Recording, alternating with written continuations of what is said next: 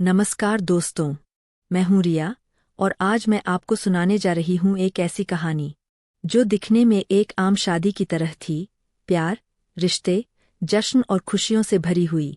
लेकिन सिर्फ 45 दिनों बाद वही शादी एक खूनी साजिश में बदल गई। ये कहानी है गुंजा और प्रियांशु कुमार सिंह की, जो बिहार के औरंगाबाद जिले में रहते थे। एक ऐसी कहानी जहां मोहब्बत की आड़ में रिश्तों की हदें पार की गईं और इंसानियत शर्मसार हो गई। प्रियांशु 26 साल का नौजवान था, पढ़ा लिखा, समझदार और शांत स्वभाव का। उसका परिवार काफी साधारण था, लेकिन उसे अपने बेटे से बड़ी उम्मीदें थीं। गांव में सब कहते थे, प्रियांशु पढ़ा लिखा लड़का है, नौकरी भी अच्छी है, अब तो इसके लिए कोई अच्छी लड़की देखनी चाहिए। और फिर कुछ महीनों की तलाश के बाद रिश्ता तय हुआ। लड़की का नाम था गुंजा कुमारी। गुंजा दिखने में भोली, कम बोलने वाली और शर्मीली सी थी। पहली मुलाकात में ही दोनों के बीच कुछ तो जुड़ गया। बातों बातों में रिश्ते ने रफ्तार पकड़ी और मई 2025 में दोनों की शादी हो गई। शादी धूमधाम से हुई। ढोल नगाड़े, मेहमान, हल्दी की खुशबू और सबके चेहरों पर मुस्कानें। प्रियांशु को लगा कि अब जिंदगी पटरी पर आ गई है। लेकिन उसे क्या पता था कि ये पटरी कुछ ही दिनों में खून से रंगने वाली है। शादी के पहले कुछ हफ्ते बिल्कुल ठीक चले। प्रियांशु रोज सुबह ऑफिस के लिए निकलता और शाम को घर लौटकर पत्नी से बातें करता। गुंजा कभी कभी मुस्कुरा देती, लेकिन अक्सर वो किसी गहरी सोच में खोई रहती। प्रियांशु को लगता शायद उसे अपने नए घर में ढलने में वक्त लगेगा, लेकिन धीरे धीरे उसे कुछ अजीब महसूस होने लगा। गुंजा कभी कभी देर रात फोन पर बात करती, और जब भी प्रियांशु पास आता, वो फोन छुपा देती। उसका ध्यान घर से ज्यादा कहीं और था। एक दिन प्रियांशु ने प्यार से पूछा, गुंजा, सब ठीक तो है ना? तुम्हें कोई परेशानी है? वो बोली, नहीं, कुछ नहीं। लेकिन उसके चेहरे की झूठी मुस्कान सब बयां कर रही थी। गांव के कुछ लोगों ने प्रियांशु के कान भरे। भाई, तुम्हारी बीवी की किसी से नजदीकियां थी शादी से पहले। प्रियांशु ने बात को हंसी में टाल दिया। वो अपनी बीवी पर शक नहीं करना चाहता था, पर सच्चाई ये थी कि गुंजा शादी से पहले अपने मामा जी जीवन सिंह के साथ से 15 साल बड़ा था। लेकिन दोनों के बीच ऐसा रिश्ता था जो समाज के हर नियम को तोड़ता था। गुंजा ने शादी इसलिए की थी ताकि घरवालों की जुबान बंद हो जाए, पर उसका दिल अब भी उसी मामा पर अटका था। जीवन सिंह को यह मंजूर नहीं था कि गुंजा अब किसी और की हो गई है। उसने गुंजा को भड़काना शुरू किया। तू भूल गई मैं तेरे लिए क्या था? अब वो तेरे साथ है और मैं पराया हो गया। गुंजा के दिल में भी एक अजीब सी नफरत पनपने लगी, अपने ही पति के खिलाफ। फिर दोनों ने मिलकर एक प्लान बनाया, एक ऐसा प्लान जो किसी को शक भी न हो। जीवन ने 2 अपराधियों को काम पर लगाया। वो बोले, बस एक आदमी को रास्ते से हटाना है, बाकी का इंतजाम मैं कर लूंगा। गुंजा का काम था अपने पति की हर गतिविधि, हर मूवमेंट की जानकारी देना। कब वो घर से निकलेगा, कब लौटेगा, कहाँ जाएगा, सब। 24 जून की रात प्रियांशु वाराणसी से लौट रहा था। उसने फोन करके कहा, गुंजा, मैं कुछ घंटों में घर पहुंच जाऊंगा। उस आवाज में प्यार और सुकून था। लेकिन उस कॉल के कुछ ही मिनट बाद गुंजा ने किसी और नंबर पर मैसेज भेजा, वो निकल चुका है, अपने टाइम पर रहना।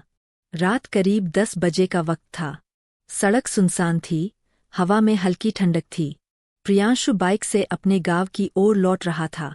जैसे ही वो एक मोड़ पर पहुंचा, अचानक झाड़ियों से 3 लोग निकले।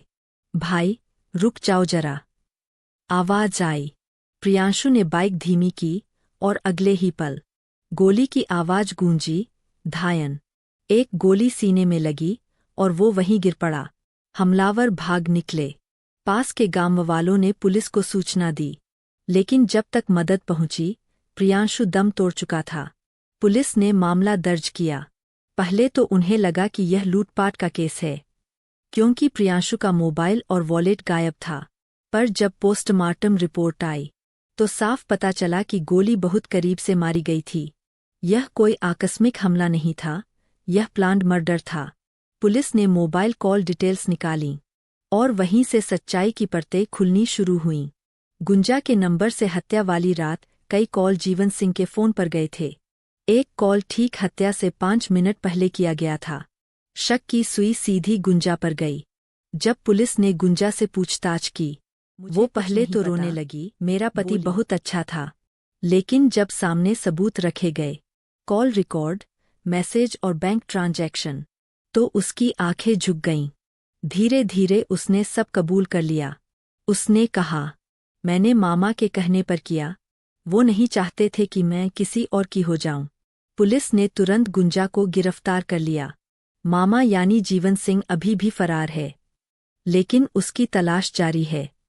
प्रियांशु की मां बार बार यही कहती रही, हमें लगा था बहू घर की शान बनेगी, पर उसने हमारा बेटा ही छीन लिया। गांव के लोग आज भी सदमे में है। कहते हैं, इतनी जल्दी किसी ने इतना बड़ा पाप कर दिया, वो भी अपने ही पति के साथ। अब मामला अदालत में है। पुलिस ने चार्जशीट दाखिल कर दी है। गुंजा पर आईपीसी की धारा 302 हत्या और 120 षड्यंत्र लगाई गई है। वो फिलहाल न्यायिक हिरासत में है। पुलिस को उम्मीद है कि जल्द ही जीवन सिंह को भी पकड़ा जाएगा। दोस्तों, इस कहानी ने एक बार फिर साबित किया है कि जब प्यार में विश्वास की जगह विकृति आ जाए, तो रिश्ते मौत बन जाते हैं।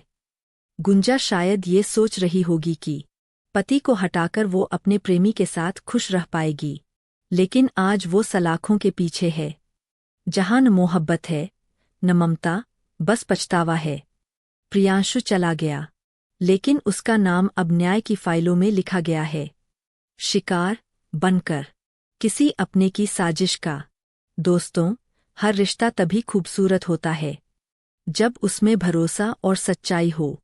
झूठ और लालच जब हावी हो जाए, तो जिंदगी का सबसे पवित्र रिश्ता भी अपराध बन जाता है।